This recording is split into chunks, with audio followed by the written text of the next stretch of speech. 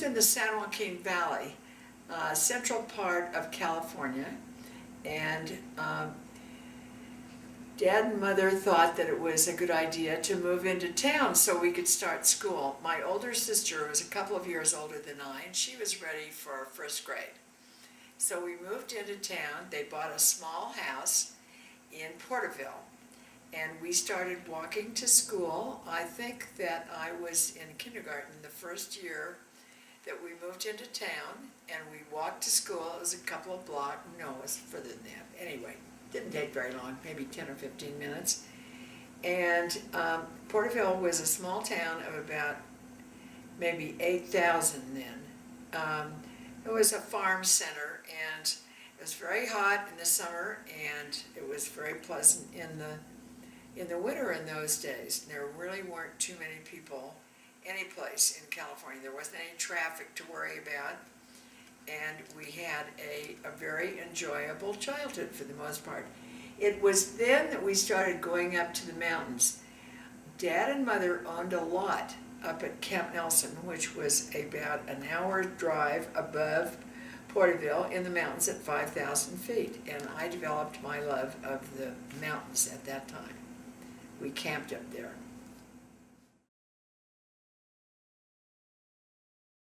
Okay, I really loved being at Stanford. It was so different from the valley towns.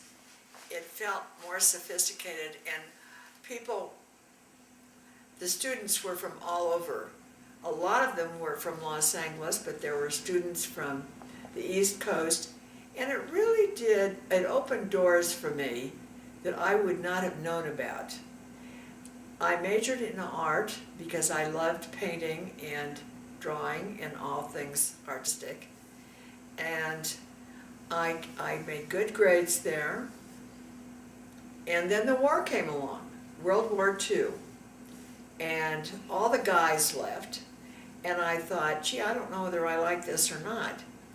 I was sort of semi-engaged to a man who I had met there and was very attracted to, and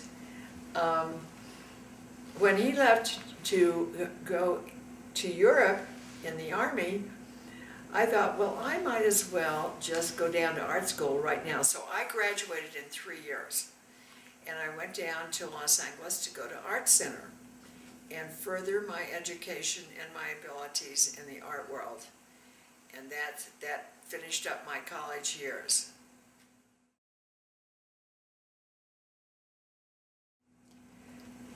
Dave was in the AmeriCal division of the Army, and during World War II, he was over in the Solomons in the South Pacific. The guy that I was engaged to from Stanford was in Germany, and I realized sometime during that period that we just really weren't right for each other. I hadn't really seriously considered Dave as part of this picture yet. But I knew that Howard and I were never going to make it together. So anyway, after the war, Dave and I played bridge together, and we discovered I had never been to a professional baseball game. And we started going to the old Seals in San Francisco after the bridge game. Seals. Yes, after the bridge game, and that was really fun for us. And so we've been following baseball and sports ever since.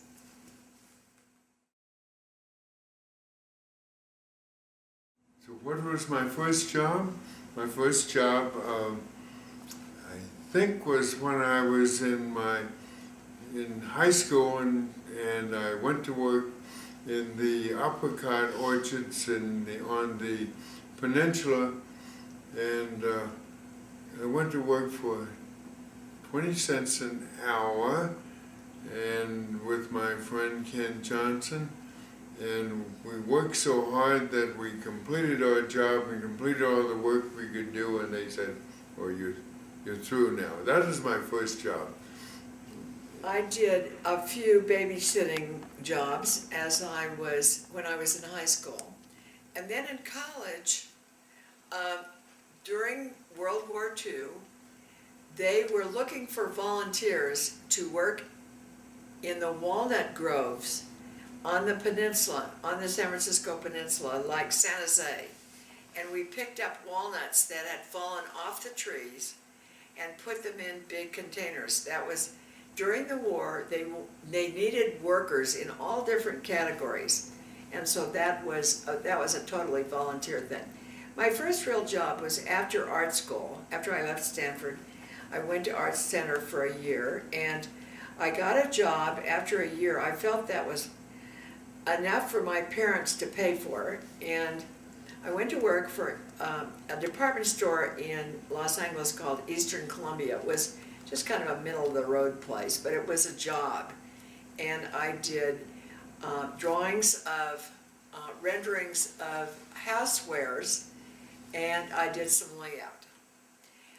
Then when I moved to San Francisco, after about 6 months on that job, I moved to San Francisco and I worked at the Emporium doing mostly layouts by that time. And that was really fun for me. I enjoyed that.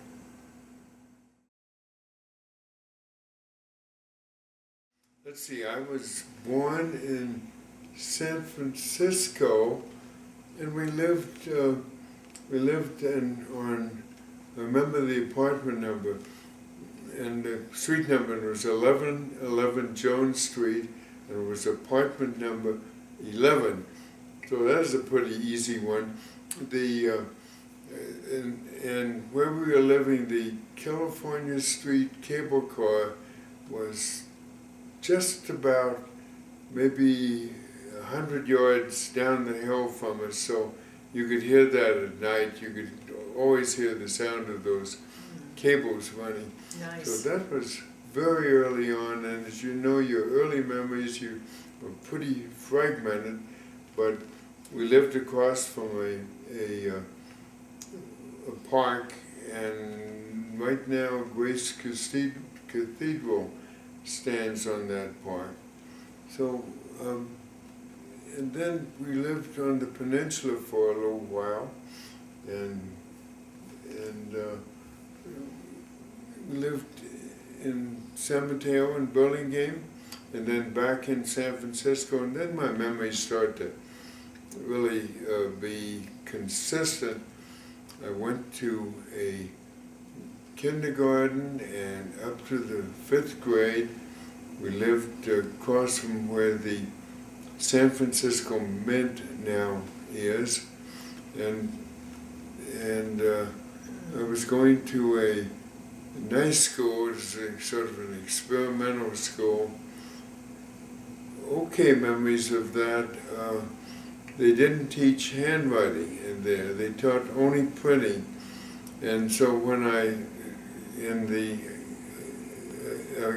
said kindergarten to 5th, kindergarten to 4th, I went to the 5th grade at a different school out in the Richmond district, Alamo School, and I was way behind because these kids had had handwriting all throughout their school career, and I felt really just way behind on that. And so I've always been much more comfortable with printing than with handwriting. Later on, I went from Alamo to Grant School, and Grant had in my class were a number of people that were connected to the Army. And there was, I remember my friend Jack Jones lived on Alcatraz. Alcatraz at that time was a military prison, and his father was not an inmate, but was a captain in the Army, I think, and was in charge of some of the administration facilities. Jack used to commute by boat from Alcatraz each day and come to school. And one of the things that I remember very well was the card table that we had in the backyard in Porterville. my sisters and I would sit out there, primarily Franny and I, and we made doll clothes for our dolls. We had little scraps of fabric. This was during the Depression, and you didn't have very much money to do anything. We never went anywhere. We never went out to dinner. I don't think I went out to dinner until I was in high school.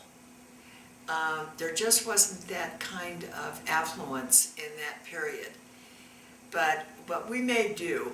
We made ice cream in the backyard. My dad would get everything together. Yes, the freezer with a hand crank. And Shirley Grafe, who lived behind us on a different street, would hear the grinding of the crank as the ice cream was getting ready, getting done, getting harder. And she would always come over through the back gate and make sure that she got to turn the freezer a few times so she could scrape the dasher. Too. So that was really fun. We did simple things in those days. We had a lot of picnics up in Bartlett Park on the Tule River. We rode our bikes through there was a very nice park at the end of our street, and we would ride our bikes through the park. We would play hide and go seek late in the afternoon. I remember before dinner sometimes, or after dinner perhaps. But life was very simple. There was no television. We listened to radio, Merton Marge at 7:45, I think it was, and Amos and Andy, and we roller skated, and I could hear Amos and Andy on in every house on the block. I thought that was really a kick. You mentioned Amos and Andy, Merton Marge, but listening to the radio was a principal form of entertainment. Yes, that's right. And we used to, the whole family would gather around and would listen to One Man's Family. Oh, yeah, everybody on listened. Sunday evening. Yeah. Sunday evenings, you'd just sit around and listen to that. Everybody was young and old, and it was nice fun, wasn't it? It was. Very That was nice, a yeah. very good Yeah. program, a very nice family. What else did you do for entertainment? My parents didn't think I should see very Movies? many movies. Most of the other kids went to a movie every Saturday afternoon, yes. but my mom and dad didn't really think that it was very good for me. So it was only occasionally I got. That's to the do way that. it was. It was a special Yeah, occasion yeah. It's when a you very went to the special movies. occasion. Partly because it was expensive. It cost $0.25. I think they thought that I should be outside playing. Yeah. One time, my mother and father, mother and dad, tended to move places in San Francisco they thought would be good for me. They gave a lot of thought to me, I think. And one time, I think, when we lived on 21st Avenue, they thought that I was, people around, they were playing out in the street too much, so they moved 2 blocks away and took this apartment that's right across from a playground. And that was nice, but we played baseball out in the street anyway, so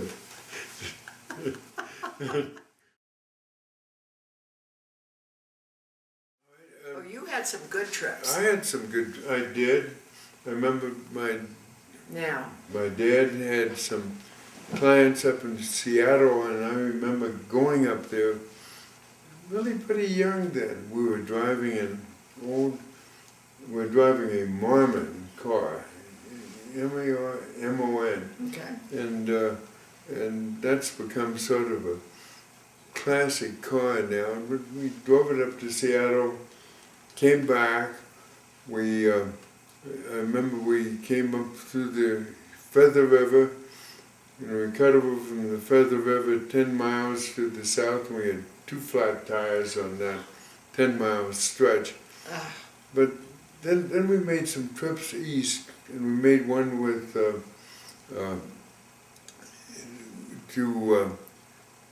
to New York, and we went to with my cousin Elton, and we went to New York and Washington, D.C., and I think that was the most enjoyable trip for us. Shirley, you had trips and... Well, we went up every 3 years to see my grandparents who lived outside of Spokane, 12 miles in Cheney. And this was always just a marvelous time because she had a wonderful great big old 2-story house that was right on the edge of the campus. And across the street in one direction was a park. The church was over here on the left, and the campus was behind us. And we really didn't interact much with the campus. We were doing our own thing, like going out to Fish Lake for picnics and swimming, and it was hot in the summertime. It was just really wonderful up there. I felt freer there. My dad stayed in the valley in California, and we were up there, mother and then my sisters and myself. Occasionally we would go over to, at the end of the trip, we'd drive over to Seattle, and mother had 2 blowouts because the roads then had rocks the size of eggs on them. Main roads going across Washington were very rough. So it was always an adventure. Those were wonderful trips. How did she fix it? I have no idea. You didn't call the We AAA waited then? until a car stopped and we told them we needed help. We were stuck out there for like 4 or 5 hours. Dad was pretty good about fixing flat tires. You carried a kit around with you and you took off the wheel and then you took off the tire and then you pulled the inner tube out of the tire and you had a little metal, it's like a small anvil, you'd place it on, you'd roughen up the inner tube, you'd put a patch on it, and then you'd get out a hand pump and blow up the tire. You'd put the tube in the tire and then blow that up and then get it mostly blown and put it back on the rim and then put some more air in it and you're ready to go. Mother brought the 3 of us up here to Tahoe when during the years that I was at Stanford. And we may have come right by this street out here. But it was very different in those days. There weren't too many houses up there. When would that have been? About 1944. No, earlier, No, 42. earlier than that. 1942. And we took pictures over at Sand Harbor. And there were just no boats. It was very quiet up here. Hope you have those pictures. They're somewhere. Now we will talk briefly about our trips to France, which have always been so wonderful. When did we start going there? The first trip to Europe was in 1972, and Mother and I went over and picked up a car, a Mercedes. And then I joined you. Yes. And I joined you in Florence. No, I joined you in France. At Nice. At We Nice. picked you up at the airport. And we drove. I think we drove down the next day to Florence. No, we drove down to Santa Margherita. and then we drove the next day and stopped at Pisa and drove to Florence. And when we got to Florence, I said, I loved it so much. I said, I just want to stay here. I don't want to go anyplace else until the end of our trip. And we stayed about maybe a week, 10 days in Florence. We stayed 3 weeks. Did we really? 3 weeks. And then we went on to Rome and Turned in the car and flew and back. flew home. That was, A marvelous trip. and we'd fallen in love with Italy then, and we told everybody we could meet about it, and we told Fran about it so much that she went over herself. She made a lifelong study of Italian.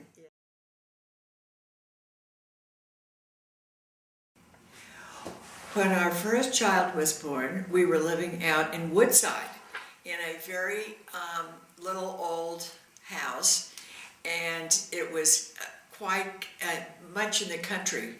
It was really in the country. We had a Doberman Pinscher dog that scared the mailman off and the guy who came to read the meter. I had to take Dave down to the station in Redwood City, and that took about 20 minutes each way. He took the train into San Francisco where his office was, and Woodside is out in the country. Our next child was born in Palo Alto. That was Holly. And we bought a nice house, an Eichler, a little modern house. It wasn't very big, but it was just a terrific house for kids to be growing up in. It had heated floors, so it was very comfortable because the little kids spend a lot of time crawling around on the floor. The next child was born there also, Lucy. And shortly after Lucy was born, like she was only 6 months old, we had a flood because we lived not far from a creek, and the water came into the house about maybe 3 inches deep, and it was just before Christmas. So we took her over to Dave's mother's, and we stayed over there until things dried out in the house.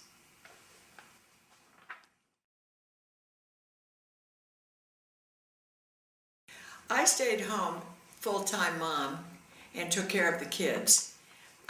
They were fairly close together in age, and so it was really a full-time job.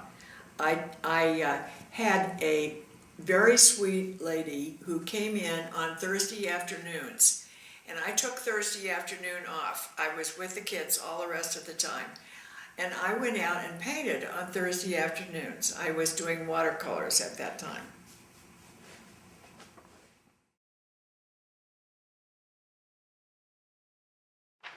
Our first child we named Bruce. We kind of worked on eliminating the names we didn't like. We had a few. We did it jointly, and we found one that we both liked, which was Bruce. Bruce did not like that name later on, and so he changed his name to Vineet while he was in India. With Holly, I wanted to name her Lindsay, but because I was born in Lindsay, or near Lindsay, we lived in Lindsay when I was still living at home, Dave didn't want to name her Lindsay. He didn't think that was suitable. So together we found Holly, which was a name that was given to my younger sister by my sister and myself. My older sister Fran, and I were given the job of naming the baby, and she came very close to Christmas. Her birthday was right after Christmas. And so my mother and dad said we could name her something suitable. So we picked Holly. And I always liked that name, so we gave it to our first daughter and second child. When Lucy came along, we were totally involved in opera, and we were crazy about Lucia di Lammermoor, the opera, and we were going to a lot of opera, and so we had a number of friends who were named Lucy. They all thought she was named after them, but we had really named her after the opera character Lucia di Lammermoor.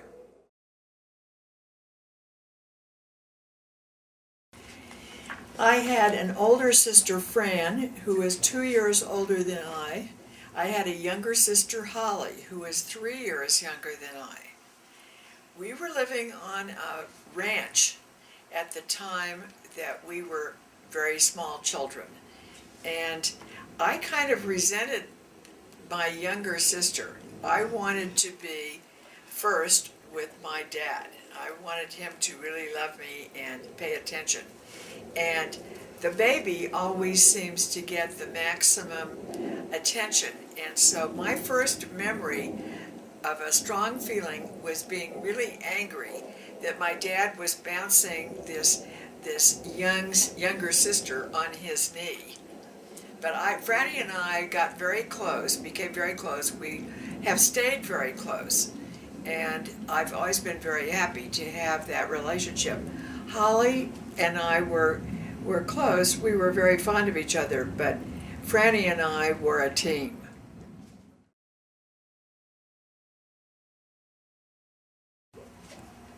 My older sister, Fran, was very musical. At least she seemed musical to me. Mother exposed all of us to piano lessons because Mother played the piano, and we took lessons from various people, but Franny really shone on the piano. My younger sister Holly was a gentle presence, and she didn't have any particularly special talent. She was just a really sweet person. Mother had big hopes for us of achieving great things creatively, I think. We were talking about this recently, and she sat us down out on the backyard, and she got us to write, she helped us write poetry. She also, what I thought was terrific, it was during the Depression and we didn't have any money, and she got newsprint from the newspaper office very cheaply, a big roll of it. And she got calamine paint from the paint stores and some big paintbrushes. And she tacked the paper on the side of the neighbor's garage that was right adjacent to our house, backyard, and we would get out there and paint. And so I felt very happy doing that. I really enjoyed those big brushes and big pieces of paper and really got into it. So that when I got into grammar school, I felt that I really could paint well. And one of my first things that I did in kindergarten got sent off to the county fair. And so I thought, oh, the way to get attention and to be somebody is to be a painter. So I've enjoyed painting all the way along. I've been doing it for many years.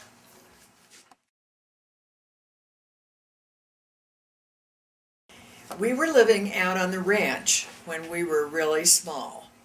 And I remember very clearly going out to the barn to collect the eggs. We had chickens that were hatching eggs, and we were using the eggs, not the hatched eggs, of course, but the ones that the eggs that the hens were laying in the chicken boxes. They had little boxes filled with straw, and Franny and I would go out there in the morning and collect any eggs that had been laid. That's one of my first memories. I also remember very sharply playing under a huge fig tree that we had in the yard. And the tree branches came almost down to the ground. And it was very cool and dark under there. And I don't know whether we probably took our dolls under there because Mother couldn't see us. She didn't know where we were. And so we could play undisturbed for a period of time under there. And that was really fun.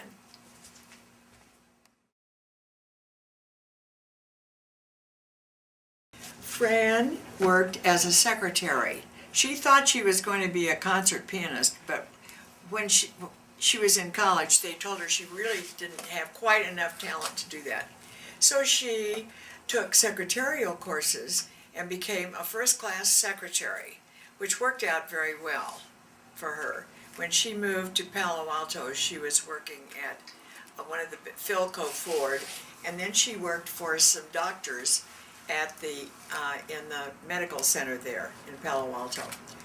My younger sister Holly was supposed to be a teacher. She graduated from Stanford in the education department. She was going to go down to Salinas and practice teach, and she found that she just couldn't do that. It wasn't right for her. So Mother and Dad, she went home from Salinas back to the San Joaquin Valley, Porterville, Lindsay, and they tried to decide what was the best thing for her to do next. And they decided that she should have a trip to Europe, and everybody would think about it. So she went off to Europe with her college roommate, and she met her husband over there. He was traveling through France. He had just graduated from medical school in Scotland. He was a Scotch gentleman. And they fell in love, and he came over to see her in California from Scotland, and they were married like the following year. And I don't think Holly ever worked. She had had a little unstable a screw loose or something, not quite right, but she was a delightful person, and she just wasn't totally stable in her head. So she didn't ever work, but she raised 3 wonderful children, and she made her husband quite happy, I think.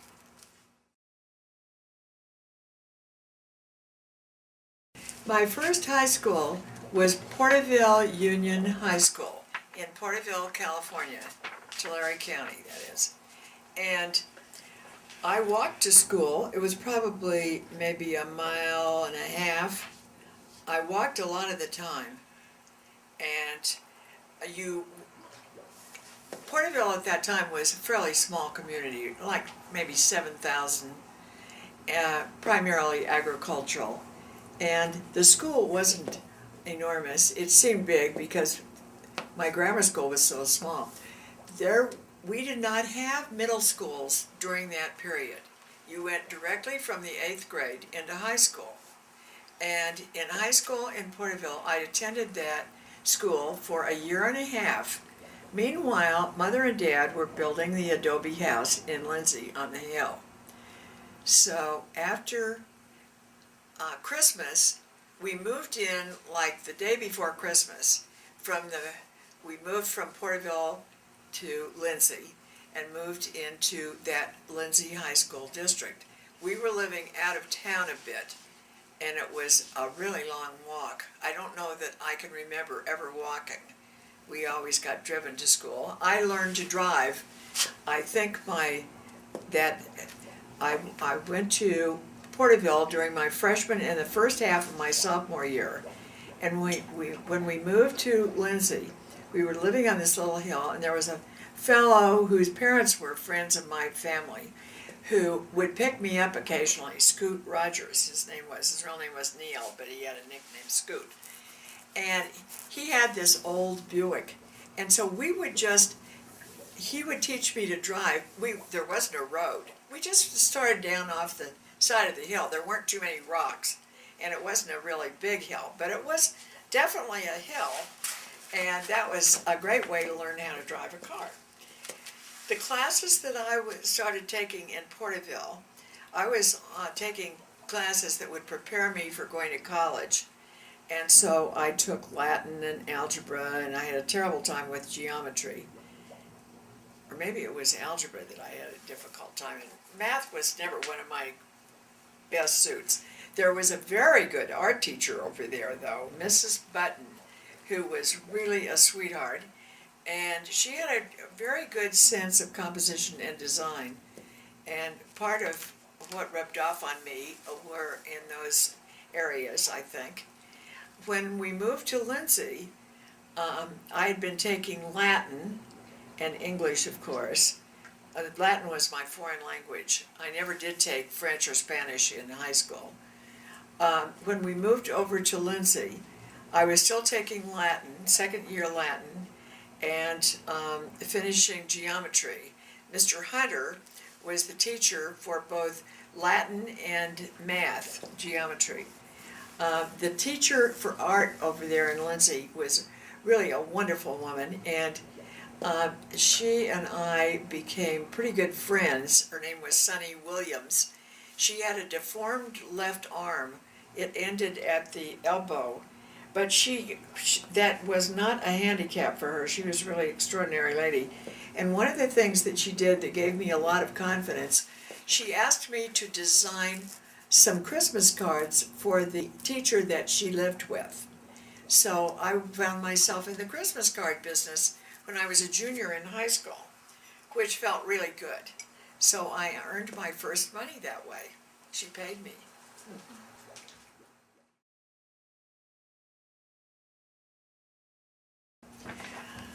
We had a special little group. I think there were 4 or 5 of us in high school that all palled around together in Lindsay.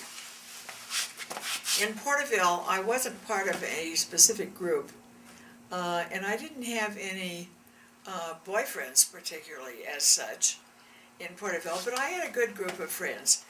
When we moved to Lindsay, I didn't know anybody, but very soon got acquainted, and there were just a really nice group of guys and gals who kind of hung out together.